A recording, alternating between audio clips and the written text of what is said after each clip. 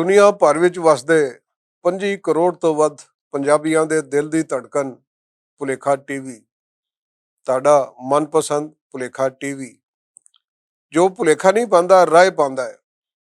ਤੇ ਉਸੇ ਭੁਲੇਖਾ ਟੀਵੀ ਦੇ ਪ੍ਰੋਗਰਾਮ ਗੱਲਬਾਤ ਦੇ ਨਾਲ ਹਾਜ਼ਰ ਤੁਹਾਡੀ ਸੇਵਾ ਵਿੱਚ ਤੁਹਾਡਾ ਸੇਵਕ।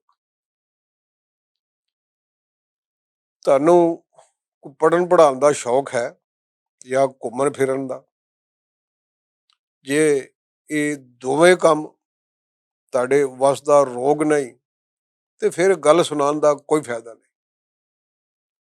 ਤੇ ਜੇ ਤੁਹਾਨੂੰ ਇਹਨਾਂ ਦੋਨਾਂ ਨਾਲ ਕੋਈ ਥੋੜੀ ਬਹੁਤ ਦਿਲਚਸਪੀ ਹੈ, ਇਹਨਾਂ ਮੌਜ਼ੂਆਤ ਵਿੱਚ ਤੁਸੀਂ ਮੂੰਹ ਮਾਰਨੇ ਹੋ, ਤੇ ਫਿਰ ਤੁਸੀਂ ਇਹ ਗੱਲ ਪੱਲੇ ਬੰਨ ਲਓ।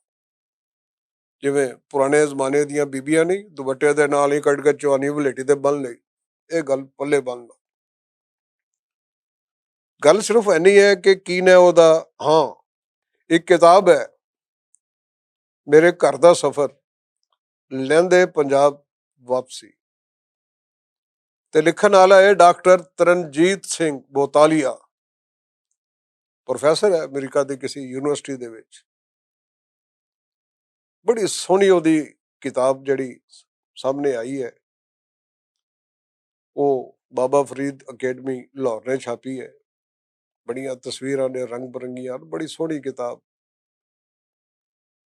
ਪਰ ਮੈਨੂੰ ਪਤਾ ਕੀ ਲੱਗਦਾ, ਮੈਨੂੰ ਇਹ ਲੱਗਦਾ ਹੈ ਕਿ ਤੁਸੀਂ, ਜੇ ਤੁਹਾਨੂੰ ਕਿਤਾਬ ਪੜ੍ਹਨ ਦਾ ਸ਼ੌਕ ਹੈ ਜਾਂ ਤੁਹਾਨੂੰ ਸੈਰ ਸਪਾਟੇ ਦਾ ਸ਼ੌਕ ਹੈ, ਤੇ ਫਿਰ ਤੁਸੀਂ ਡਾਕਟਰ ਤਰਨਜੀਤ ਸਿੰਘ ਬੋਤਾਲੀਆ ਦੀ ਕਿਤਾਬ ਨਾ ਪੜ੍ਹਿਆ।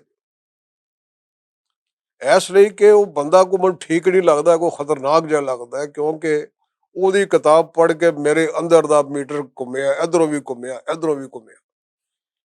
ਮੈਂ ਕਿਹਾ ਯਾਰ, ਇੱਕ ਪ੍ਰੋਫੈਸਰ ਡਾਕਟਰ ਤਰਨਜੀਤ ਸਿੰਘ ਬੋਤਾਲੀਆ ਅਮਰੀਕੀ ਯੂਨੀਵਰਸਿਟੀ 'ਚ ਪੜ੍ਹਾਉਣ ਵਾਲਾ, ਜੇ ਉਹ ਇੱਥੇ ਆ ਸਕਦਾ ਹੈ, ਆਪਣਾ ਪਿਛੋਕੜ ਲੱਭ ਸਕਦਾ ਹੈ, ਤੇ ਸਾਨੂੰ ਵੀ ਯਾਰ ਕੋਈ ਗੱਲ ਘੋਟੂ ਤਾਂ ਨਹੀਂ ਪਿਆ। ਐਂ ਸ਼ੌਕ ਭਰਿਆ ਉਸ ਕਿਤਾਬ ਨੇ, ਤੇ ਯਾਰ ਹੋਰੀ ਟੁਰ ਪਿਆ ਲਹਿਲਪੁਰ ਨੂੰ।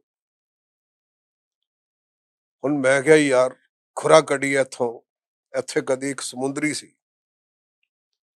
ਇੱਕ ਭਾਈ ਕੋ ਪੁੱਛਿਆ, ਉਹਨੇ ਕਿਹਾ ਗੱਲ ਸੁਣ, ਏਸੀ ਕੋਚ ਤੇ ਜਾਏਗਾ, ਤੇਰੀ ਔਕਾਤ ਨਹੀਂ ਲੱਗਦੀ ਕਿ ਏਸੀ ਕੋਚ ਦੇ ਪੈਸੇ ਤੇਰੇ ਕੋਲ ਹੋ, ਤੂੰ ਐਂ ਕਰ, ਇੱਥੋਂ ਚਿੰਗਜੀ ਤੇ ਬੈਠ ਤੇ ਸਿੱਧਾ ਸਮੁੰਦਰੀ ਚਲੇ ਜਾ। ਹੁਣ ਮੇਰੇ ਜ਼ਿਹਨ ਦੇ ਵਿੱਚ ਸਮੁੰਦਰੀ ਕਸਬਾ ਨਵਾਂ ਸ਼ਹਿਰ, ਖੁੱਲੀਆਂ ਖੁੱਲੀਆਂ ਸੜਕਾਂ, ਨਿਆਣੇ ਵਿੱਚ ਖੇਡਦੇ ਹੋਏ, ਇਹ ਬੜਾ ਇੱਕ ਪੁਰਸਕੂਨ ਜਿਹਾ ਮਾਹੌਲ। ਨਿੱਕੇ ਨਿੱਕੇ ਨਿਆਣੇ ਘਰੋਂ ਜਨਾਬ, ਕਿਸੇ ਨੇ ਹਲਵਾ ਪਾਇਆ ਪਲੇਟ ਦੇ ਵਿੱਚ, ਕਿਸੇ ਨੇ ਖੀਰ ਪਾਈ ਹੈ, ਕਿਸੇ ਨੇ ਸੇਵੀਆਂ ਪਾਈਆਂ, ਕੋਈ ਗੁਆਂਢੀਆਂ ਨੂੰ ਦੇਣ ਜਾ ਰਹੀ ਹੈ, ਕੋਈ ਇੱਧਰ ਦੇਣ ਜਾ ਰਹੇ ਨਿਆਣੇ ਜਿਹੜਾ ਉਹਦੇ 'ਚ। ਔਰਤਾਂ ਥੱਲੇ ਫੱਟੀ ਰੱਖ ਕੇ, ਪੀੜੀ ਰੱਖ ਕੇ, ਕੰਧਾਂ ਤੇ ਖੜੋ ਕੇ ਇੱਕ ਦੂਜੇ ਨਾਲ ਕਮਿਊਨੀਕੇਟ ਹੋ ਰਹੀਆਂ ਨੇ।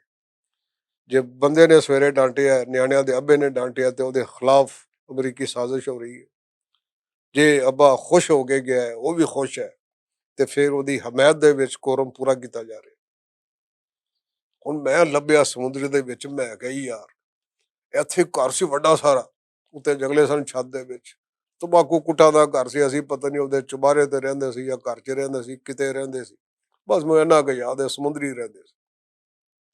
ਲੱਭ ਲੱਭ ਕੇ ਅਖੀਰੀ ਇੱਕ ਨਿਆਣੇ ਤੋਂ ਪੁੱਛਿਆ, ਜਿਹੜਾ ਕੰਨਾਂ 'ਚ ਟੂਟੀਆਂ ਲਾਈਆਂ ਤੇ ਗਾਣਾ ਸੁਣਦਾ ਮੂਸੇ ਬੋਤੇ ਦਾ, ਉਹ ਜਾ ਰਿਹਾ ਜਿਹੜਾ। ਮੈਂ ਕਿਹਾ ਯਾਰ ਮੈਨੂੰ ਕਸਬਾ ਨਵਾਂ ਸ਼ਹਿਰ ਸਮੁੰਦਰੀ ਦਾ ਪਤਾ ਦੱਸ। ਉਹਨੇ ਟੂਟੀ ਕੱਢੀ, ਮੈਨੂੰ ਆਖਿਆ ਉਹ ਕਸਬਾ ਨਵਾਂ ਸ਼ਹਿਰ ਸਮੁੰਦਰੀ ਫੌਤ ਹੋ ਚੁੱਕਿਆ। ਮੈਨੂੰ ਬੜਾ ਦੁੱਖ ਹੋਇਆ। ਮੈਂ ਕਿਹਾ ਯਾਰ ਇੱਥੇ ਤੇ ਮੇਰਾ ਬੇਲੀ ਕਫੂਰ ਫੌਜੀ ਵੀ ਰਹਿੰਦਾ ਸੀ, ਉਹ ਕਿਵੇਂ ਫੌਤ ਹੋ ਸਕਦਾ ਯਾਰ, ਕਸਬਾ ਨਵਾਂ ਸ਼ਹਿਰ ਸਮੁੰਦਰੀ। ਉਹ ਕਹਿੰਦਾ ਹੁਣ ਸਿਰਫ ਇੱਥੇ ਬਾਜ਼ਾਰ ਰਹਿ ਗਿਆ, ਦੁਕਾਨਾਂ ਰਹਿ ਗਈਆਂ, ਘਰ ਮੁੱਕ ਗਏ ਨੇ, ਬੰਦੇ ਮੁੱਕ ਗਏ ਨੇ, ਰਿਬੋਟ ਰਹਿ ਗਏ ਨੇ, ਕਸਬਾ ਨਵਾਂ ਸਮੁੰਦਰੀ ਮੁੱਕ ਗਿਆ। ਮੈਂ ਖੋਟੇ ਸਿੱਕੇ ਤਰ੍ਹਾਂ ਵਾਪਸ ਉਸੇ ਸੜਕ ਤੇ ਜਿਹੜੀ ਸਿੱਧਾ ਲਹਿਲਪੁਰ ਨੂੰ ਜਾਂਦੀ ਸੀ, ਮੈਨੂੰ ਅਚਾਨਕ ਬਾਪੂ ਦਾ ਇੱਕ ਬੇਲੀ ਯਾਦ ਆਇਆ। ਚੌੜੇ ਚਿਹਰੇ ਵਾਲਾ, ਸਾਂਵਲਾ ਰੰਗ, ਬੜਾ ਇਲਮੋ ਦਾਨਿਸ਼ ਦਾ, ਕਿ ਉਹਨੂੰ ਕਹਿੰਦੇ ਨੇ ਖੰਭਾ ਕਹਿ ਲਓ ਜਾਂ ਪੰਬਾ ਕਹਿ ਲਓ ਜਾਂ ਚੰਬਾ ਕਹਿ ਲਓ, ਜੋ ਮਰਜ਼ੀ ਕਹਿ ਲਓ, ਮਾਸਟਰ ਇਲਮਦੀਨ, ਬੜਾ ਪੱਕਾ ਦਾਨਸ਼ੂਰ, ਬੜੀਆਂ ਸੋਹਣੀਆਂ ਗੱਲਾਂ ਸੁਣਨ ਨਾਲ। ਪਤਾ ਨਹੀਂ ਕਿੱਧਰ ਗਿਆ ਰੱਬ ਬਚ ਕੇ, ਜੇ ਉਹ ਗੁਜ਼ਰ ਗਿਆ, ਜੇ ਨਹੀਂ ਗੁਜ਼ਰਿਆ ਤੇ ਐਡਵਾਂਸ ਵਿੱਚ ਰੱਬ ਬਚ ਗਏ। ਮੈਨੂੰ ਮਾਸਟਰ ਇਲਮਦੀਨ ਦੀ ਇੱਕ ਗੱਲ ਯਾਦ ਆ ਗਈ।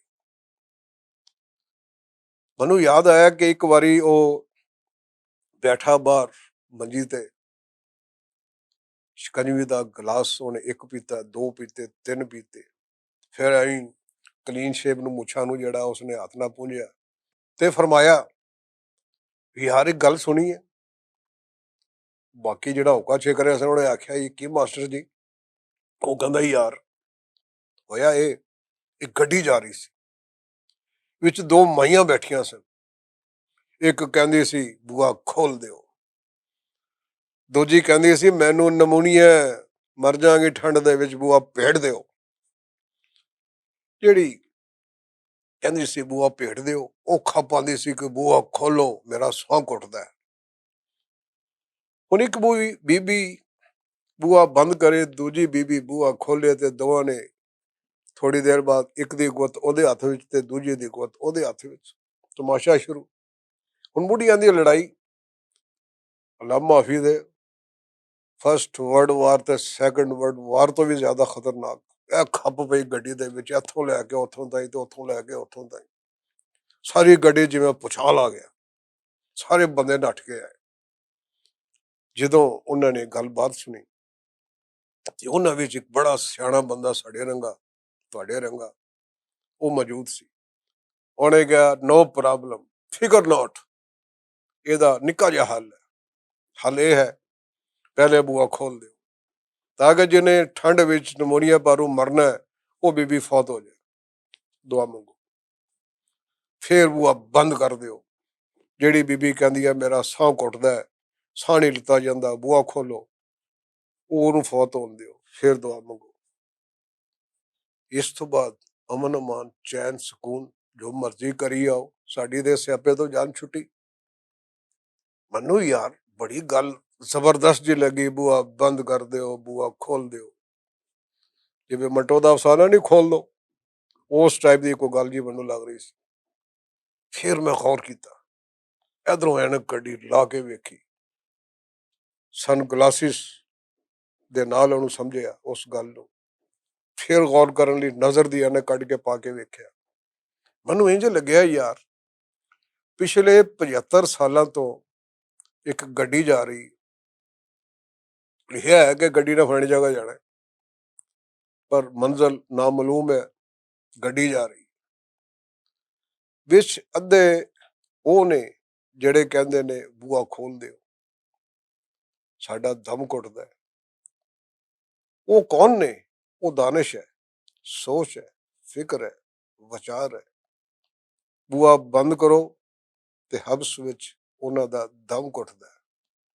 ਉਹ ਕਹਿੰਦੇ ਨਹੀਂ ਕਿ ਇੱਕ ਹਦੀਸ ਸ਼ਰੀਫ ਹੈ ਕਿ ਹਬਸ ਵਿੱਚ ਪਰਿੰਦੇ ਘੌਂਸਲੇ ਅੰਦਰ ਦਮ ਤੋੜ ਜਾਂਦੇ ਨੇ।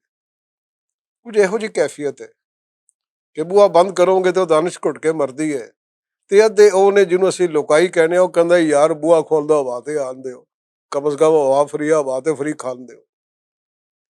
ਉਹ ਇਸ ਉਮੀਦ ਦੇ ਵਿੱਚ, ਇਸ ਆਸ ਦੇ ਵਿੱਚ ਬੂਆ ਖੁੱਲਾ ਰੱਖਦੀ ਹੈ ਕਿ ਸ਼ਾਇਦ ਉਸ ਖੁੱਲੇ ਬੂਹੇ ਦੇ ਵਿੱਚੋਂ ਕਦੀ ਉਹਨਾਂ ਨੂੰ ਹੱਕ ਹਕੂਕ ਮਿਲ ਜਾਣ, ਕਦੀ ਉਸ ਬੂਹੇ ਦੇ ਵਿੱਚੋਂ ਉਹਨਾਂ ਨੂੰ ਰੋਟੀ, ਕਪੜਾ, ਮਕਾਨ ਤੇ ਰੁਜ਼ਗਾਰ ਮਿਲ ਜਾਏ, ਉਸ ਬੂਹੇ ਦੇ ਵਿੱਚੋਂ ਮਸਾਵਾਤ ਮਿਲ ਜਾਏ, ਇਨਸਾਫ ਮਿਲ ਜਾਏ।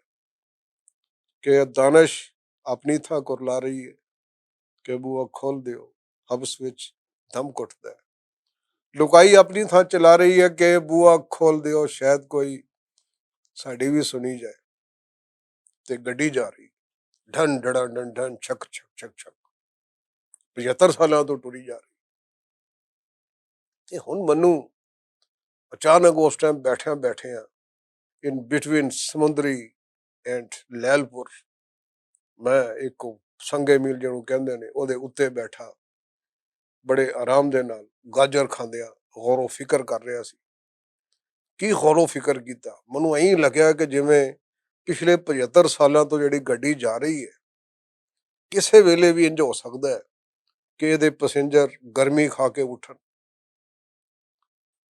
ਡਰਾਈਵਰ ਨੂੰ ਆਖਣ ਭਾਜੀ ਇੱਧਰ ਆ ਜਾਓ, ਸਾਰਾ ਅਮਲਾ ਇਕੱਠਾ ਕਰਨ ਭਾਜੀ ਇੱਧਰ ਆ ਜਾਓ, ਉਹਨਾਂ ਸਾਰਿਆਂ ਨੂੰ ਕਿਸੇ ਗੁੰਮਨਾਮ ਜਿਹੇ ਸਟੇਸ਼ਨ ਤੇ ਲਾ ਕੇ ਓਕੇ ਗੁੱਡ ਬਾਏ ਕਰਦੇ ਗੱਡੀ ਲੈ ਕੇ ਟੁਰ ਜਾਣ ਕਿਸੇ ਐਸੀ ਮੰਜ਼ਿਲ ਵੱਲ, ਜਿਹੜੀ ਮੰਜ਼ਿਲ ਉਹ ਮੰਜ਼ਿਲ ਹੋਵੇ ਜਿੱਥੇ ਨਾ ਕੋਈ ਉਹਨਾਂ ਤੇ ਬੂਹੇ ਬੰਦ ਕਰਨ ਵਾਲਾ ਹੋਵੇ ਤੇ ਨਾ ਉੱਥੇ ਕੋਈ ਉਹਨਾਂ ਖੁੱਲਿਆਂ ਦੇ ਬੂਹੇ ਦੇ ਵਿੱਚੋਂ ਕੁਝ ਵੀ ਦੇਣ ਵਾਲਾ ਨਾ ਹੋਵੇ, ਦੇਣ ਵਾਲਾ ਦਿਆਲੂ ਹੋਵੇ ਕਿ ਖੁੱਲੇ ਬੂਹਿਆਂ ਦੇ ਵਿੱਚੋਂ ਉਹਨਾਂ ਨੂੰ ਇਨਸਾਫ ਮਿਲ ਰਿਹਾ, ਮਸਾਵਾਤ ਮਿਲ ਰਹੀ ਹੈ, ਰੋਟੀ ਮਿਲ ਰਹੀ ਹੈ, ਕਪੜਾ ਮਿਲ ਰਿਹਾ, ਮਕਾਨ ਮਿਲ ਰਿਹਾ, ਰੁਜ਼ਗਾਰ ਮਿਲ ਰਿਹਾ ਹੈ, ਉਹ ਵੀ ਆਪਣੇ ਆਪ ਨੂੰ ਇਨਸਾਨ ਸਮਝਣ ਦੇ ਕਾਬਲ ਹੋ ਗਏ ਨੇ ਤੇ ਗੱਡੀ ਧਰੂ ਕੇ ਕਿਸੇ ਉਸ ਪਾਸੇ ਨਾ ਲੈ ਜਾ।